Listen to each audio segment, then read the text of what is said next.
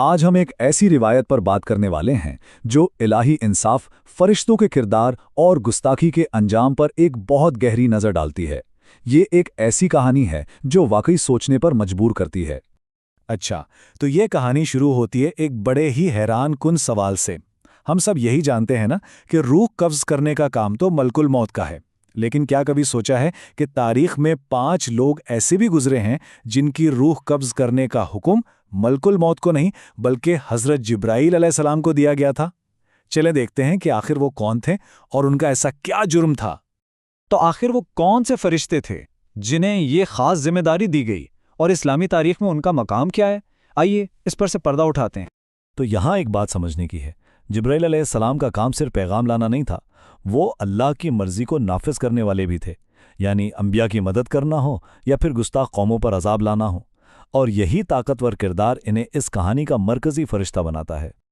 اب چلتے ہیں کہانی کے اصل مرکز کی طرف، مکہ کے وہ شروعاتی دن جب اسلام کا پیغام بالکل نیا تھا اور ہر طرف سے مخالفت کا ایک طوفان اٹھ کھڑا ہوا تھا۔ اسی وقت 5 ایسے کردار سامنے آئے جنہوں نے تاریخ کا دھارا موڑنے کی ناکام کوشش کی۔ جیسے جیسے حق کی آواز پھیلنے لگی، قریش کے سرداروں کو اپنا اقتدار خطرے میں نظر آنے لگا، تو انہوں نے نبی اکرم صلی اللہ علیہ وسلم کے پیغام کو دبانے کے لیے مذاق اڑانے کی، ان کی تضحیک کرنے کی ایک باقاعدہ مہم شروع کر دی، جس کا مقصد تھا لوگوں کو اسلام سے بدظن کرنا۔ اور اس مخالفت کی قیادت کر رہے تھے یہ 5 لوگ۔ یہ قریش کے سب سے با اثر اور معزز سرداروں میں سے تھے۔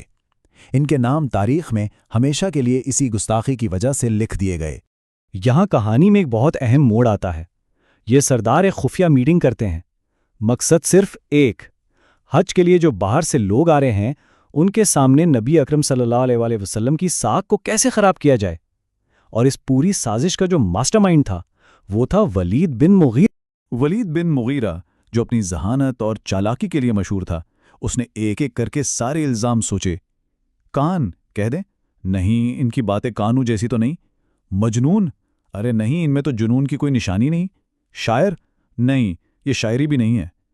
آخر میں اس نے وہ الزام چنا جو سب سے زیادہ خطرناک تھا، جادوگر۔ ایک ایسا الزام جو ایک طرح سے قرآن کی تاثیر کو مان تو رہا تھا، لیکن اسے ایک منفی رنگ دے کر لوگوں کو نبی سے دور کر سکتا تھا۔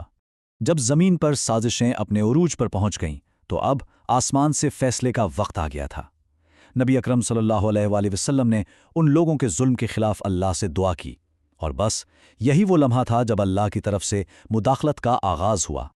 اور پھر جبرائیل علیہ السلام اللہ کا یہ پیغام لے کر زمین پر اترے۔ بے شک ہم ان مذاق اڑانے والوں کے لیے کافی ہیں۔ یہ ایک طرح کا اعلان تھا کہ اب معاملہ ہمارے ہاتھ میں ہے۔ ان 5 کا انجام طے ہو چکا ہے اور وہ سب ایک ہی دن اپنے عبرتناک انجام کو پہنچے۔ یہ سلائیڈ ہمیں دکھاتی ہے کہ الہی انصاف کیسے ہوا۔ ہر ایک کی موت بظاہر تو ایک معمولی واقعہ لگتی ہے، لیکن روایت کے مطابق یہ ان کے گناہوں کی سزا تھی۔ ولید بن مغیرہ، جو سازش کا ماسٹر مائنڈ تھا، ایک تیر کے معمولی سے ٹکڑے سے مارا گیا۔ حارث بن قیس، جو قیامت کا مذاق اڑاتا تھا، پیاس سے مر گیا، اور عاص بن وائل، جس نے تانا دیا تھا، اسے ایک کانٹا لے ڈوبا۔ یعنی ہر سزا ان کے تکبر کا ہی جواب تھا۔ یہ کہانی صرف ان 5 لوگوں پر ختم نہیں ہوتی، بلکہ ایک بڑے سوال کی طرف جاتی ہے۔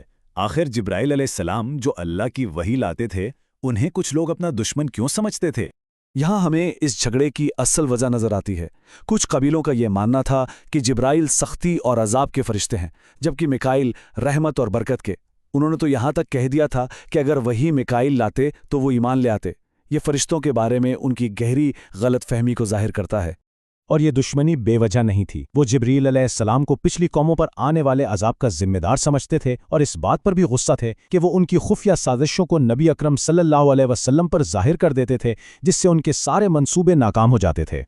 یہ سارے واقعات ہمیں فرشتوں کی حقیقت کے بارے میں ایک بہت ہی اہم اور بنیادی سبق کی طرف لے جاتے ہیں۔